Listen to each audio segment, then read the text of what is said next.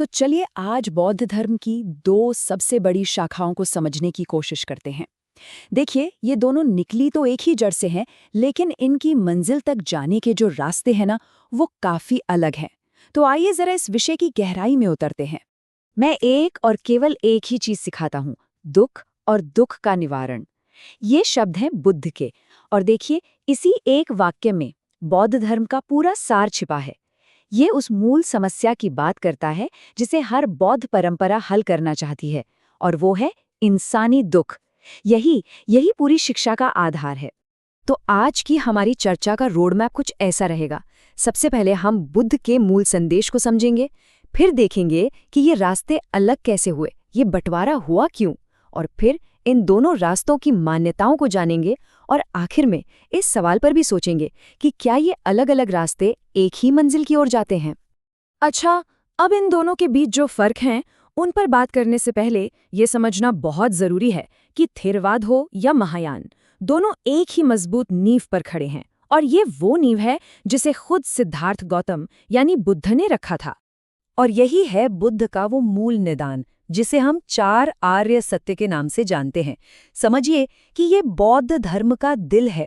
एकदम आसान भाषा में कहें तो, पहला, जीवन में दुख है। दूसरा, उस दुख का एक कारण है जो है हमारी इच्छाएं, हमारा लोभ। तीसरा, अच्छी खबर यह है कि इस दुख का अंत हो सकता है। और चौथा, इस दुख को खत्म करने का एक पक्का रास्ता भी है। और वो रास्ता कौन सा है? वो रास्ता है ये अष्टांगिक मार्ग।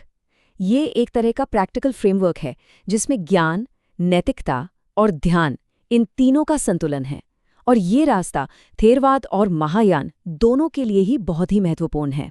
तो अब तक तो सब कुछ एक जैसा था।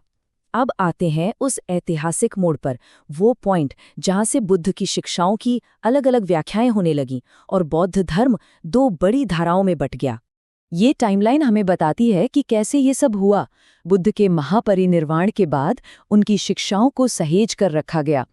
फिर लगभग 250 ईसा पूर्व में थेरवाद, जो सबसे पुरानी और पारंपरिक शाखा है, वो स्थापित हुई। ये सीधे सीधे बुद्ध की शुरुआती शिक्षाओं पर आधारित है।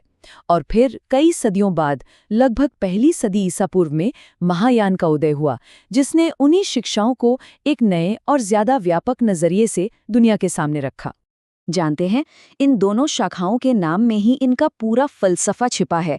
थेरवाद का मतलब है स्थविरों का मार्ग, या कह लीजिए बुजुर्गों का रास्ता, मतलब जो परंपरा को, मौलिक शिक्षाओं को बहुत महत्व देते हैं। और दूसरी तरफ है महायान, जिसका मतलब है महान वाहन या एक बड़ी गाड़ी। इसका फोकस इस बात पर है कि ज्यादा से ज्यादा लोगों को, सभी प्राणियों को साथ लेकर मुक्ति के मार्ग पर चला जाए।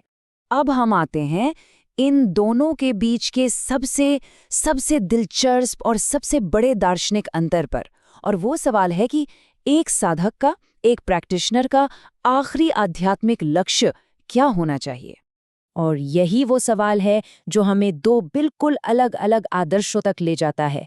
एक है अरहत और दूसरा है बोधिसत्व। चलिए समझते हैं कि ये क्या है। तो थेरवाद परंपरा में जो सबसे ऊंचा आदर्श है वो है अरहत बनना। अरहत मतलब एक योग्य व्यक्ति। यहाँ सारा का सारा जोर व्यक्तिगत मुक्ति पर है, मतलब खुद को इस जन्म मरण के चक्र से, सारे दुखों से हमेशा के लिए आजाद कर लेना। और अब देखिए महायान को, यहाँ आदर्श है बोधिसत्व। और यहाँ पर फोकस एकदम बदल जाता है। बोधिसत्व वो प्रबुद्ध व्यक्ति है जो खुद तो निर्वाण पा सकता है, लेकिन करुणा के कारण वो अपने निर्वाण को टाल देता है। क्यों? ताकि वो इस दुनिया में रहकर दूसरे सभी प्राणियों को ज्ञान पाने में मदद कर सके। ये है सार्वभौमिक करुणा का सबसे बड़ा उदाहरण। तो ये जो अरहत और बोधिसत्व का फर्क है ना, ये सिर्फ मंजिल का फर्क नहीं है। इसका असर हमें हर चीज में दिखाई देता है। उनके ग्रंथों में, बुद्ध को देखने के उनके नजरिए में, और उनकी रोजमर्रा की प्रथाओं में भी। जैसे बुद्ध को लेकर दोनों का नजरिया देखिए। थेरवाद परंपरा में बुद्ध को एक ऐतिहासिक महापुरुष माना जाता है, एक महान शिक्षक सिद्धार्थ गौतम, जिन्होंने हमें रास्ता दिखाया। लेकिन महायान में बुद्ध की अवधारणा कहीं ज्यादा विस्तृत है। वहां बुद्ध सिर्फ एक ऐतिहासिक व्यक्ति नहीं, बल्कि एक अलौकिक शक्ति हैं, जिनके कई रूप हो सकते हैं, जो अलग अलग समय में प्रकट होते हैं। अब अगर हम पवित्र ग्रंथों की बात करें, तो थेरवाद सिर्फ पाली कैनन, जिसे त्रिपिटक भी कहते हैं, को ही सबसे प्रामाणिक ग्रंथ मानता है। उनका मानना है कि ये बुद्ध की मूल शिक्षाओं के सबसे करीब है। वहीं महायान पाली कैनन की नींव को तो मानता है, लेकिन उसके साथ साथ वो लोटस सूत्र और हृदय सूत्र जैसे कई और ग्रंथों को भी शामिल करता है, जो उनकी शिक्षाओं को और गहराई देते हैं। और अगर दुनिया के नक्शे पर देखें तो इन दोनों का फैलाव भी अलग-अलग इलाकों में हुआ। थेरवाद आपको मुख्य रूप से श्रीलंका, थाईलैंड, कंबोडिया, लाओस जैसे दक्षिण पूर्व एशियाई देशों में मिलेगा, जबकि महायान का प्रभाव चीन, जापान, कोरिया और तिब्बत जैसे पूर्वी एशियाई देशों में ज्यादा है। तो चलिए इन सारे मुख्य अंतरों को एक नज़र में समेट लेते हैं। एक तरफ लक्ष्य है व्यक्तिगत मुक्ति यानी अरहत बनना, तो दूसरी तरफ है सबकी मुक्ति यानी बोधिसत्व बनना। एक तरफ बुद्ध एक महान ऐतिहासिक शिक्षक हैं, तो दूसरी तरफ एक अलौकिक सत्ता। एक पाली कैनन को मानता है तो दूसरा उसके साथ और भी सूत्रों को जोड़ता है। यही वो बड़े फर्क हैं जो थेरवाद और महायान को अपनी अलग-अलग पहचान देते हैं। अच्छा, इतने सारे फर्क जानने के बाद मन में एक सवाल तो आता ही है कि क्या ये दो अलग-अलग रास्ते, ये दो अलग-अलग गाड़ियां एक ही मंजिल की तरफ जा रही हैं? तो इन मुख्य फर्कों को एक बार फिर से देख लीजिए। अरहत का व्यक्तिगत मार्ग बनाम बोधिसत्व का सामूहिक लक्ष्य, यही वो बुनियादी अंतर है जो फिर उनके दर्शन, उनके ग्रंथों और उनकी सारी प्रथाओं को एक अलग दिशा देता है। लेकिन ये याद रखना भी उतना ही जरूरी है कि इतने सारे मतभेदों के बावजूद दोनों की जड़ें एक ही हैं। दोनों का स्रोत बुद्ध की वही एक मूल शिक्षा है कि दुख को कैसे खत्म किया जाए।